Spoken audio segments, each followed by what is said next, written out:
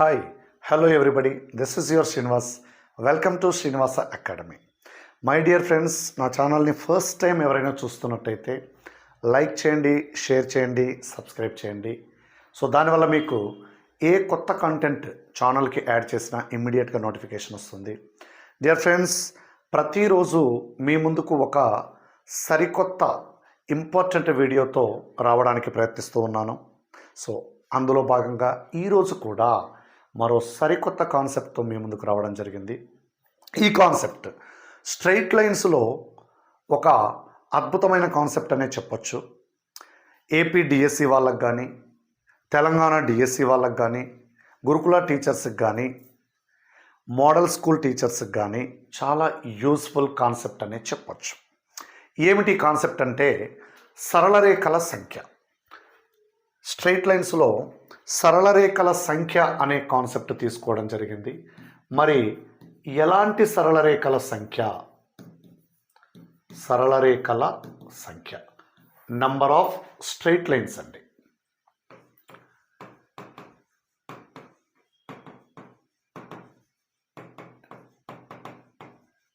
ఎలాంటి straight lines చూడండి. ఇక్కడ తలములో P, Q అనే రెండు బిందువులు ఇస్తాడు. P, Q, P point, Q point. These are the 2 points in a plane. ఏమంటున్నాడంటే P బిందువు గుండా మనము ఎన్ని సరళ రేఖలను గీయవచ్చండి? అనంతమైన సరళ రేఖలను గీయవచ్చు. ఇవన్నీ కూడా straight lines passing through the point P. So these are the straight lines passing through the point P. Out of these, our question is to find the number of straight lines which are passing through the point P and which are at a given distance small d from the point capital Q. కొంచెం concentrate చేయాలండి. P బిందువు గుండా పోతూ Q బిందువు నుండి small d యూనిట్ల దూరములో ఉండే సరళ రేఖల సంఖ్య. ఓకే, తలములో P అనే బిందువు గుండా పోతూ P బిందువు గుండా పోతూ Q బిందువు నుండి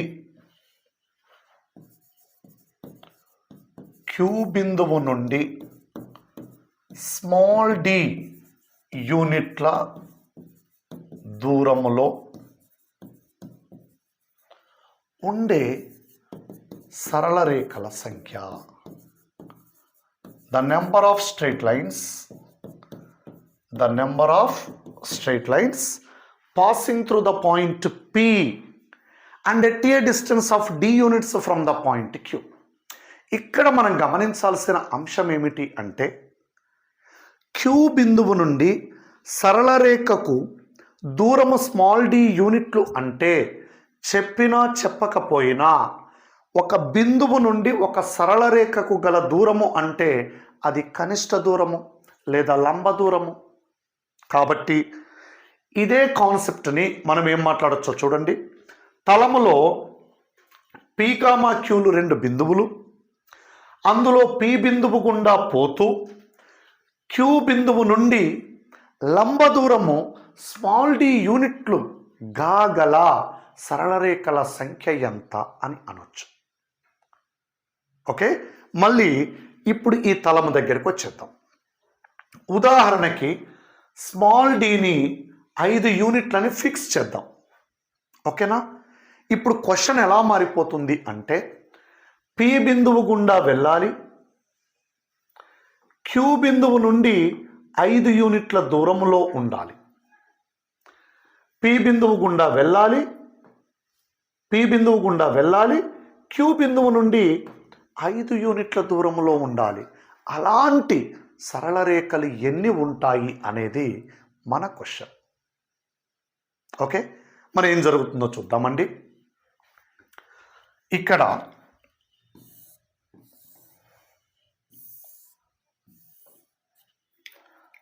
this is a point P. Somewhere here the point Q. P బిందువు గుండా అనంతమైన సరళ రేఖలను గీయవచ్చును అని ఇప్పుడే చూసాం.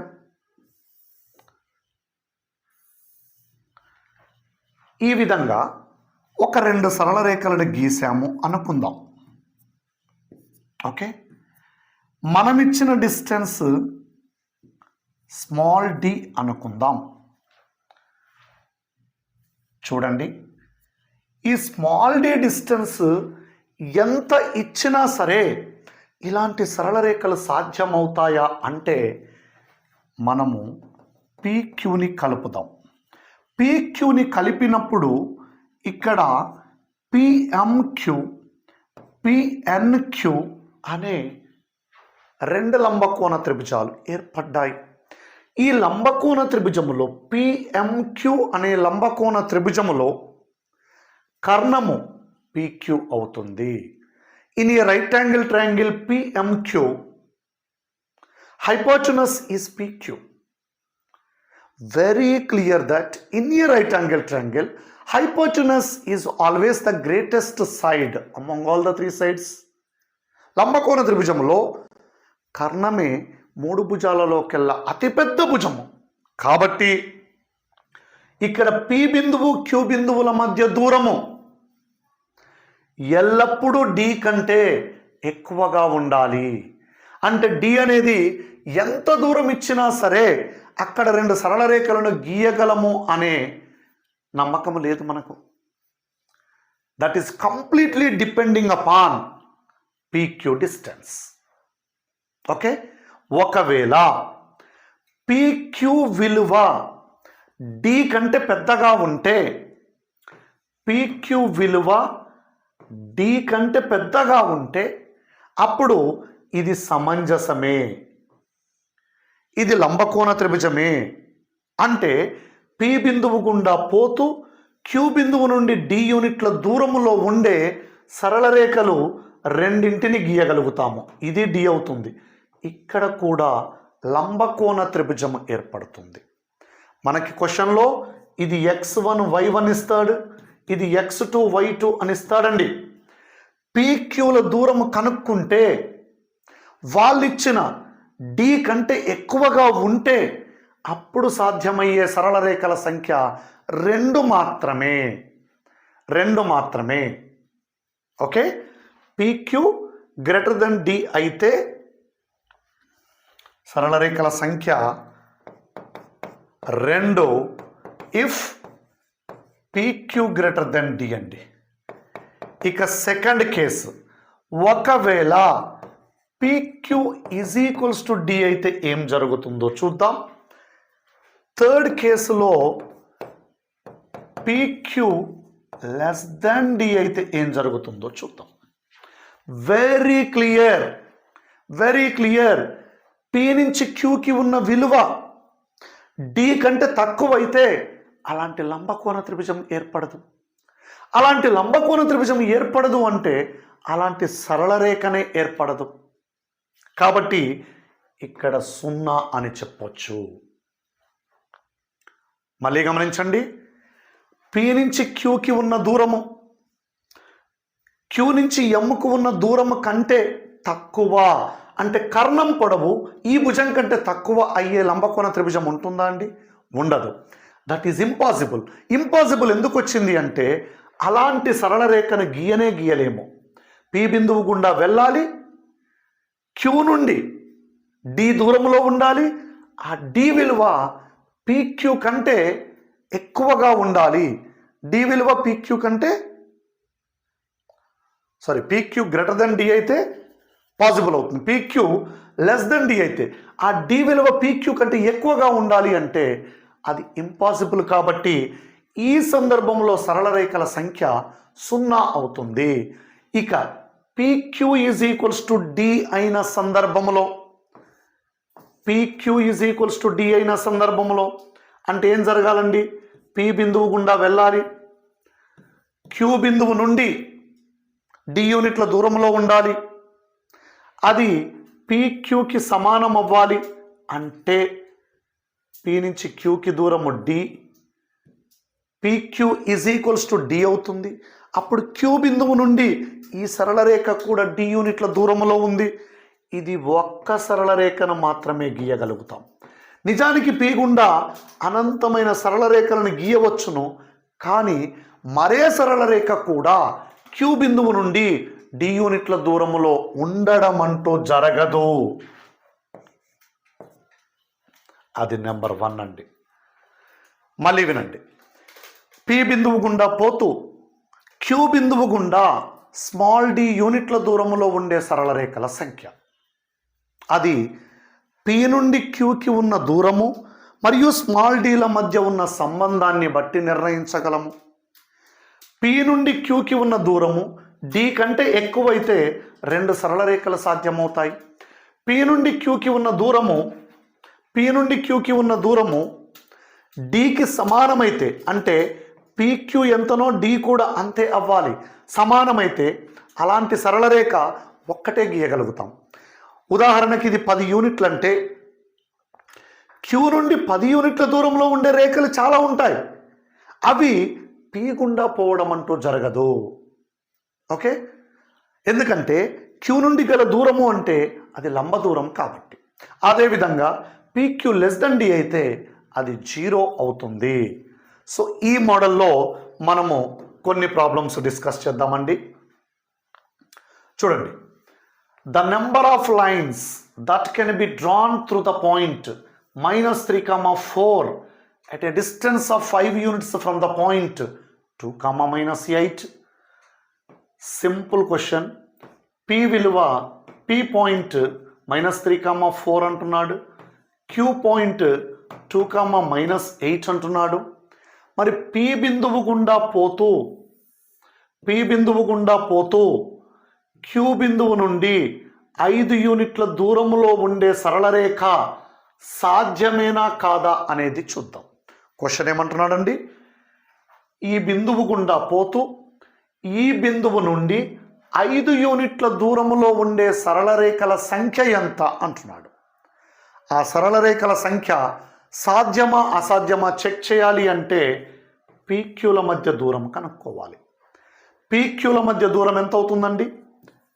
PQ is equals to √2 + 3 whole square x2 - x1 whole square plus -8 - 4 whole square √5 square అంటే 25, ఇదేమో 144 అండి. √169 అంటే ఇది 13, ఇది 13 అవుతుంది. సో ఇది 13 అయితే, ఇది 5 అయితే ఇది 12 అవుతుంది. ఒక పర్ఫెక్ట్గా లంబకోణ త్రిభుజం ఒకటి ఏర్పడుతుంది. మరి ఇదే పి బిందువు గుండా పోతూ అదే క్యూ బిందువు నుండి 5 యూనిట్ల దూరములో ఉండే సరళ రేఖ మరొకటి కూడా వ్యవస్థితం అవుతుంది. ఏం జరిగిందండి ఇక్కడ? పీక్యూ విలువ గ్రేటర్ దెన్ డి అయింది. Therefore number of straight lines, సరళ రేఖల సంఖ్య 2 అవుతుంది.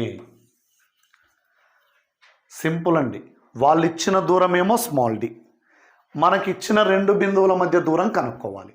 పీక్యూ గ్రేటర్ దెన్ డి వస్తే సరళ రేఖల సంఖ్య 2. పీక్యూ గ్రేటర్ దెన్ డి వస్తే సరళ రేఖల సంఖ్య 2 ఎందుకు అవుతుందనేది ఇప్పటిదాకా మనం డిస్కస్ చేసాం. అక్కడ ఒక లంబకోణ త్రిభుజం అనేది సాధ్యమవుతుంది కాబట్టి. చూడండి next question. The number of lines that can be drawn through the point 5, 2 at a distance of 5 units from the point 2, -2. ఇక్కడ కూడా పి అనే బిందువు గుండా పోతూ క్యూ బిందువు నుండి డి యూనిట్ల దూరములో ఉండే సరళ రేఖల సంఖ్య అంటున్నారు. అంటే ఏం చేయాలండి? మనము పీక్యూ కనుక్కోవాలి. పీక్యూ కనుక్కుంటే √5 - 2 whole square plus 2 + 2 whole square అండి. పీక్యూల మధ్య దూరము అంటే 9 + 16 25 వస్తుంది కాబట్టి 5. డి కూడా 5 ఇచ్చారు. అంటే PQ is equals to D అయింది. PQ is equals to D అయ్యింది అంటే ఇక్కడ Q బిందువు ఉంటుంది, ఇది సరళ రేఖ, కరెక్ట్గా ఇక్కడ P బిందువు ఉంటుంది. P నుంచి Qకి దూరము 5a అవుతుంది, D విలువ కూడా 5a అయింది. అలాంటి సరళ రేఖల సంఖ్య ఎంత అండి? కేవలము ఒకటి కంటే ఎక్కువ సరళ రేఖలను గీయలేము. ఓకే, నెక్స్ట్,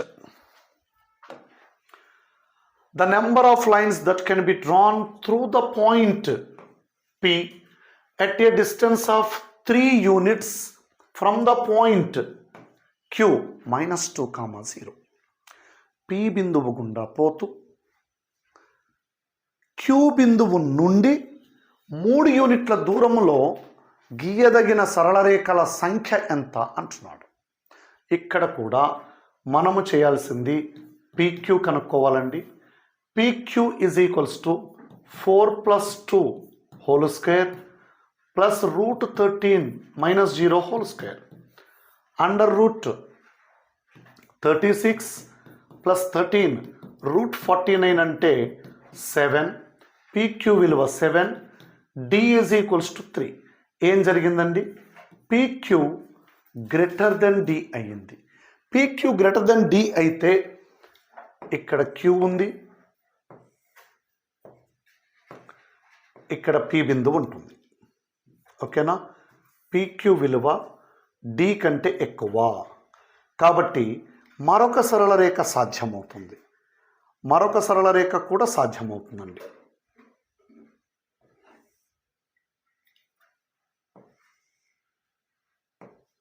ఓకే, ఇది D విలువ అండి.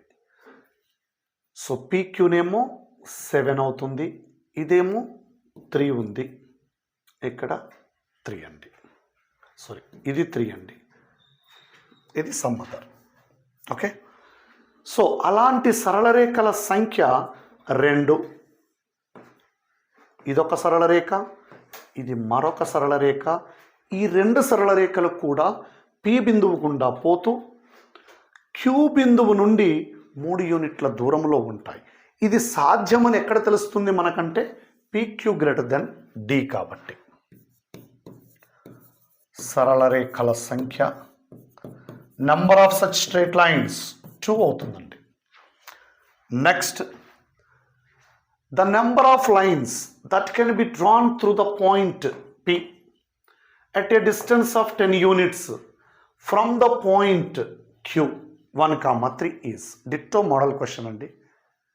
P బిందువు గుండా పోతూ Q బిందువు నుండి 10 యూనిట్ల దూరంలో వ్యవస్థితమయ్యే సరళ రేఖల సంఖ్య అంటున్నాడు.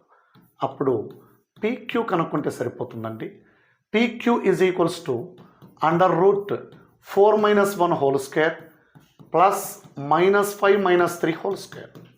అండర్ రూట్ 4 minus 1 అంటే 3 square 9, ఇక్కడ 8 square అంటే 64, అంటే అండర్ రూట్ 73.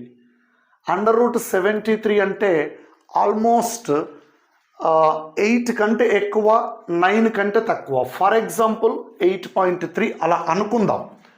ఇది PQ విలువ. D విలువ ఆల్రెడీ 10 ఇచ్చారు. అప్పుడు ఏం జరిగిందండి? PQ less than D. PQ less than D అయితే మనం ఆల్రెడీ డిస్కస్ చేసాము. PQ లెస్ దెన్ D అయితే అలాంటి సరళ రేఖల సంఖ్య 0 అని మనం ఆల్రెడీ డిస్కస్ చేసాం.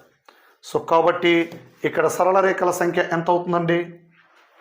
దేర్ఫోర్ సరళ రేఖల సంఖ్య 0 అవుతుంది. సో జాగ్రత్తగా గమనించండి.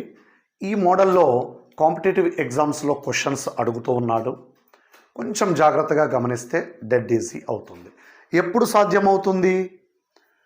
PQ లంబకోణ త్రిభుజానికి కర్ణమైతే 2 సరళ రేఖలు, P బిందువు Q నుండి గీసిన లంబ పాదం అయితే సరళ రేఖల సంఖ్య 1. అసలు PQ విలువ D కంటే తక్కువ అయితే సరళ రేఖల సంఖ్య సాధ్యం కాదు. ఎందుకంటే అలాంటి లంబకోణ త్రిభుజము వ్యవస్థితం కాదు, లేదా అలాంటి సరళ రేఖ వ్యవస్థితం కాదు. సరళరేఖ వ్యవస్థితం కావాలంటే ఒక లంబకోణ త్రిభుజాన్ని ఏర్పరచాలి. లంబకోణ త్రిభుజాన్ని ఏర్పరచాలంటే PQ ఎల్లప్పుడూ కర్ణం అవుతుంది. కాబట్టి అలాంటి సరళరేఖను గీయలేము. ఓకే, చూడండి, డైలీ మీ ముందుకు ఒక ఇంపార్టెంట్ కాన్సెప్ట్తో రావడానికి ప్రయత్నిస్తున్నాను. రెగ్యులర్ బేసిస్లో ఇంకా మీకు వీడియోస్ ఉంటాయి ఇప్పటి నుండి.